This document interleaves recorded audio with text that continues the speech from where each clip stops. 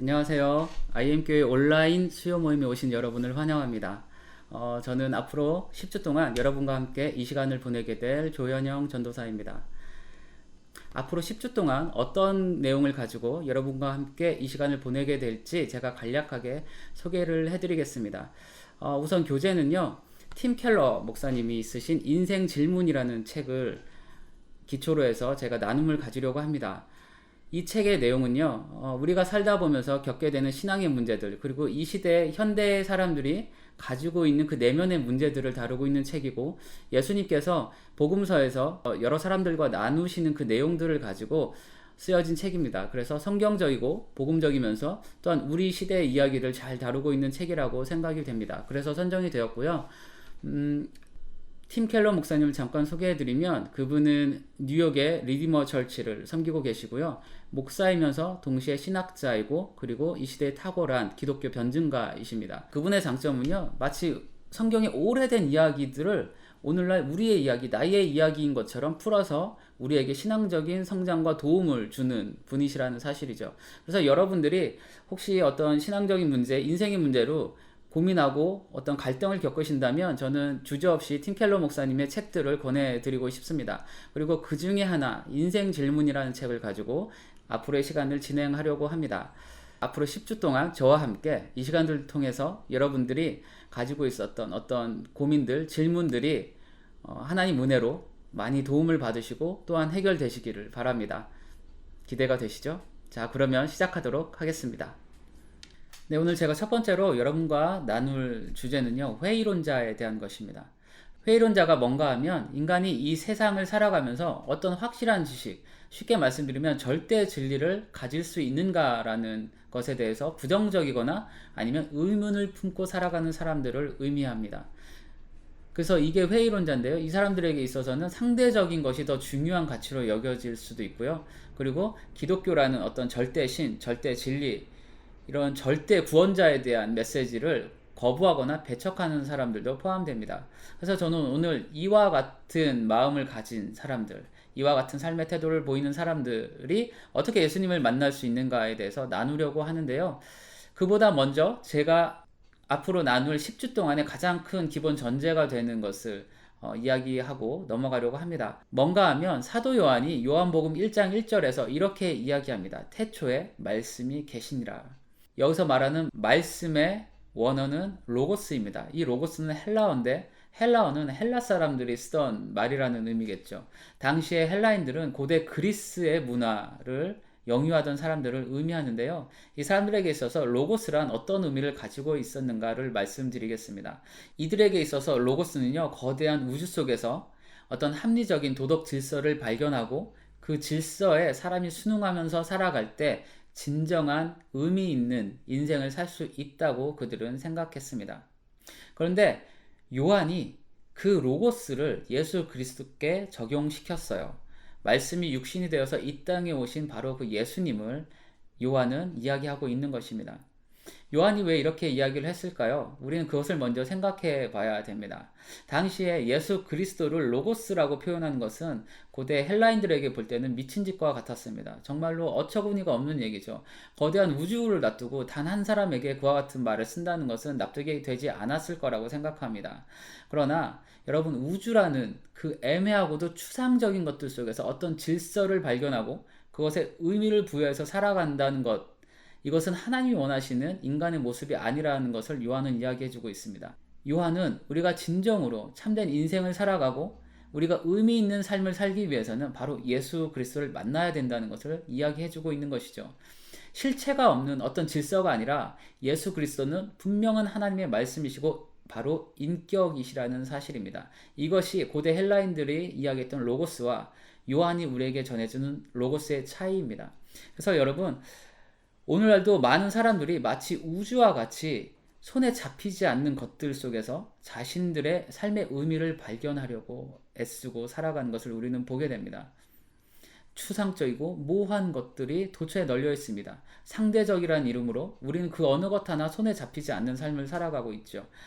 그런데 복음은, 그리고 요한이 전해준 이 예수님의 로고스는 우리에게 분명한 메시지를 전해줍니다. 하나님은 우리에게 길이 되시고 진리가 되신 예수 그리스도를 보내주셨고, 우리가 그분을 만날 때에만이 우리 인생이 정말 의미가 무엇인지를 발견하고 그에 따라서 살아갈 수 있다는 것입니다. 그것을 우리는 복음이라고도 하고요, 절대 진리라고 이야기하죠. 그래서 이것을 전제로 여러분은 앞으로 10주 동안 저와 함께 시간을 보내셨으면 좋겠습니다. 예수를 만나는 것이 우리에게는 정말 중요한 문제입니다. 팀 켈러 목사님의 인생 질문도 바로 이것을 시작으로 출발하고 있습니다.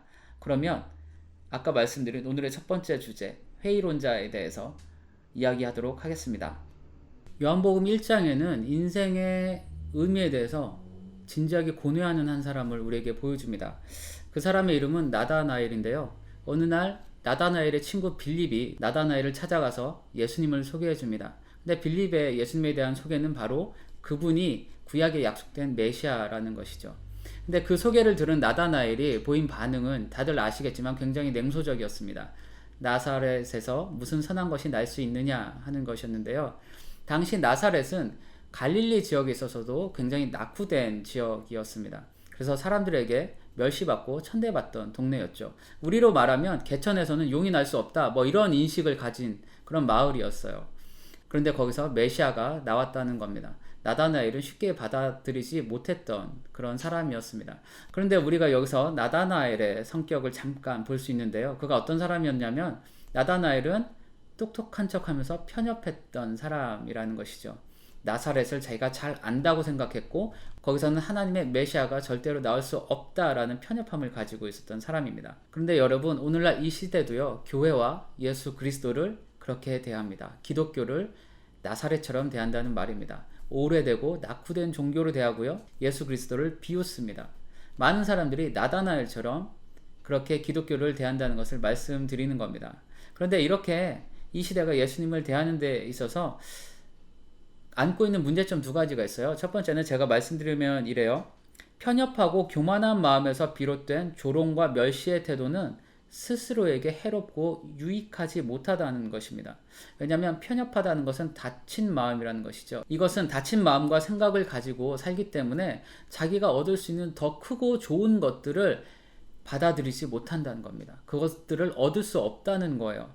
그래서 여러분, 이와 같은 사람들은요, 인생의 진정한 해결책을 발견할 수 없습니다. 언제나 자신의 틀 안에서, 자신의 편협함 속에서 계속 쳇바퀴 돌아가듯이 고민하고 또 고민할 뿐이죠. 나다나엘이 그와 같았고, 오늘의 이 시대가 기독교를 배척함으로 인해서 진짜 인생의 의미를 발견하지 못하고 살아가는 것과 같습니다.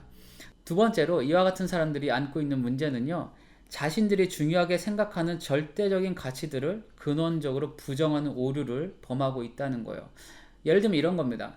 살인하지 않는 것, 도둑질하지 않는 것, 가난한 사람들 섬겨주는 것, 이와 같은 것들은요, 이 사회가 누가 뭐라고 해도 우리가 지켜야 될 소중한 가치에 속하죠. 그런데 이 가치가 어디서 왔는가 하면, 현대사회에서 우리가 소중하다고 하는 많은 것들은 기독교에서 왔고 예수 그리스도의 말씀에서 왔습니다. 서로 사랑하라, 그 말 한마디가 온 인류에 이와 같은 것들을 가져다 주었다고 해도 과언이 아니죠. 그것은 역사적으로 증명이 된 사실인데, 많은 사람들이 기독교를 부정한다는 것은요, 그들이 현재 받아 누리고 있는 어떤 가치관이라든지 어떤 세계관을 근원적으로 부정하는 게 됩니다. 자기들이 옳다고 생각하는 듯 하지만 스스로 자기 스스로를 부정하는 오류를 범하고 있는 것입니다. 이것이 그들의 문제예요. 나다나엘도 바로 이와 같은 문제점을 안고 있는 것을 우리에게 보여주고 있습니다. 여러분, 하나님의 선택의 기준을 우리가 잠깐 짚고 넘어갈 필요가 있을 것 같습니다.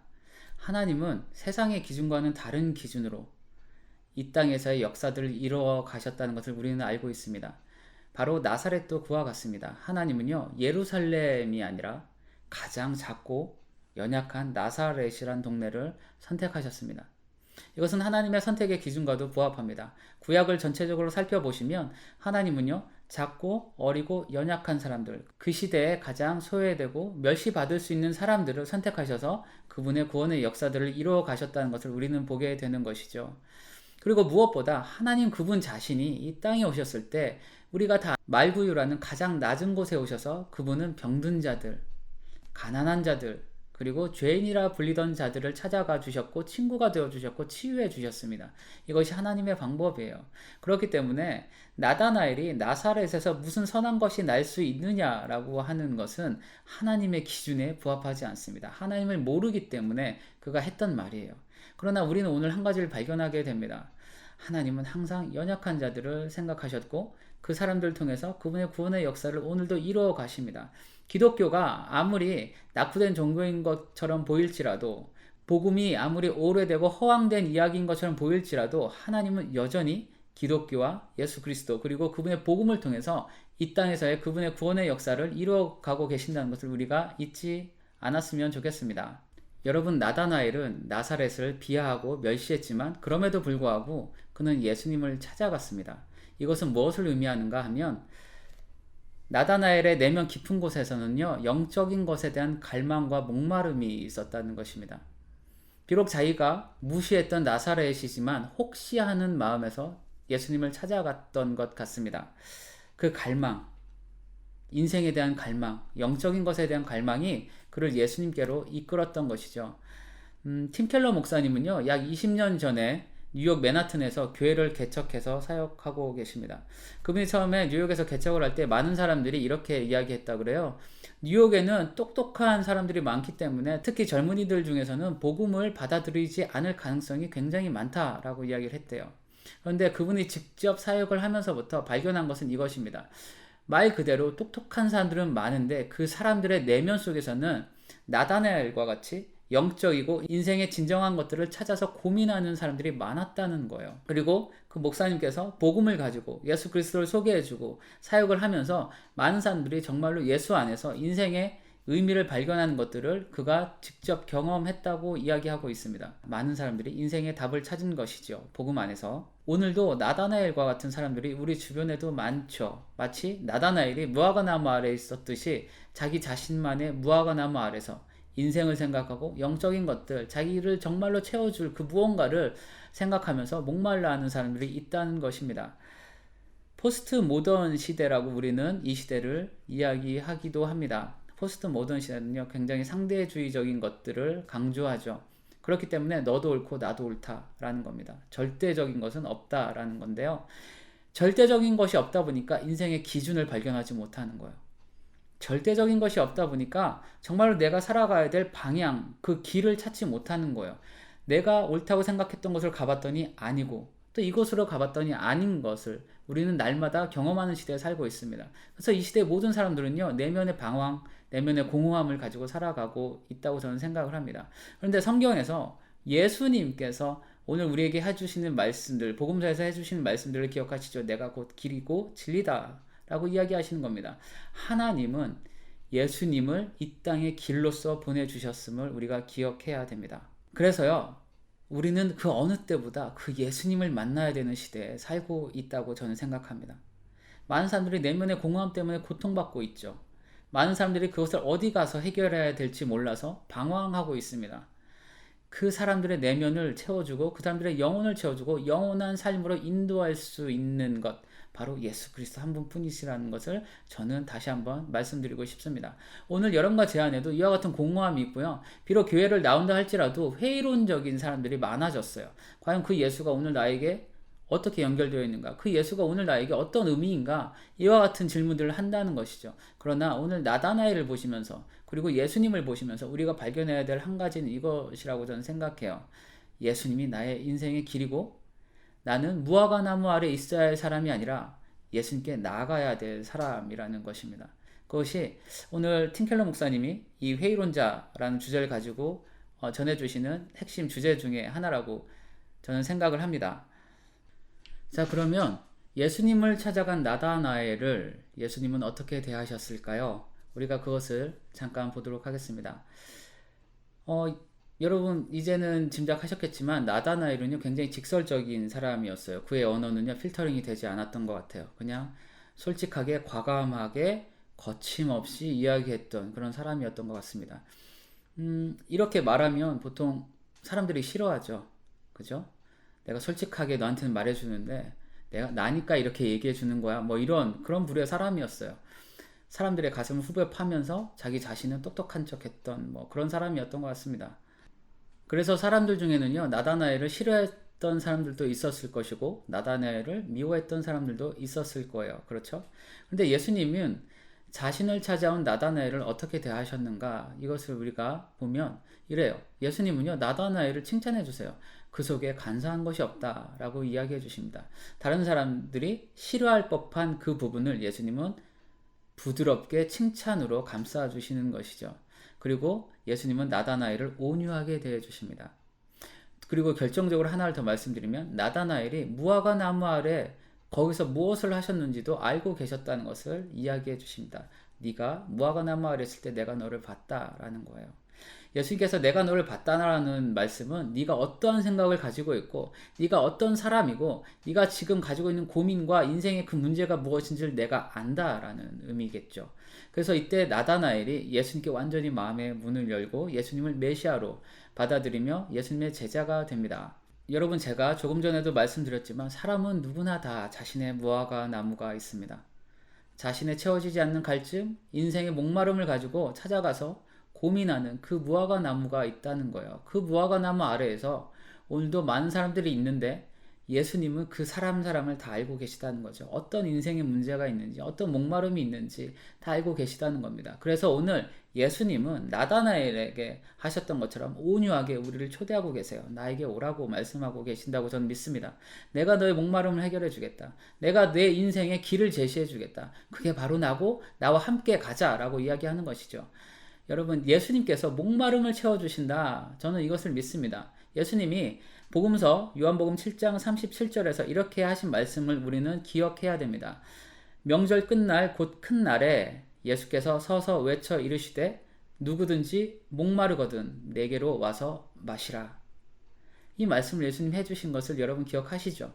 그러므로 오늘도 여러분 어떤 인생의 고민이 있거나 인생의 고민이 있는 누군가를 만난다면 그들만의, 나만의 무화과 나무 아래가 아니라 예수님께 가십시오. 예수님께 가셔서 그분이 주시는 생수로 목을 축이시고 그분이 주시는 말씀으로 인생의 공허함을 채우시고 그분의 뒤를 따라 인생의 길을 걸어 가실 수 있길 바랍니다. 나다나엘에게 있어서 예수님은 그와 같은 분이셨어요. 그래서 나다나엘은 예수님의 제자로 자신의 일생을 예수님을 섬기고 하나님을 섬기는 일에 헌신하게 됩니다. 여러분, 이런 나다나엘에게 예수님께서 이렇게 약속하시는 것을 보고 이제 마무리 짓도록 하겠습니다. 예수님이 하시는 약속은 이거예요. 요한복음 1장 50절부터 51절을 보시면 예수님이 이렇게 말씀하십니다. 제가 읽어드리겠습니다. 예수께서 대답하여 이르시되 내가 너를 무화과 나무 아래에서 보았다 함으로 믿느냐? 이보다 더 큰 일을 보리라. 또 이르시되 진실로 진실로 너희에게 이르노니 하늘이 열리고 하나님의 사자들이 인자 위에 오르락 내리락 하는 것을 보리라 하시니라. 이게 예수님의 약속입니다. 예수님을 따르는 사람들, 예수님 따르던 나다나엘에게 예수님이 보여주시고자 했던 그 약속이 바로 이와 같은 것이었습니다. 예수님을 만난다는 것은 언제나 우리의 상상을 뛰어넘는 일이라고 팀켈러 목사님이 이 책에서 이야기하고 계세요. 순간적이고 세상적인 그런 것들로 목마름을 채워주는 것이 아니라 영원하고 변하지 않는 것으로 우리의 목마름을 채워주신다는 것이죠. 회의적인 생각은 누구에게나 찾아올 수 있습니다. 저도 그래요. 저도 그런 마음이 없지 않습니다. 그러나 그럴 때일수록 우리는 나다나엘을 생각했으면 좋겠습니다.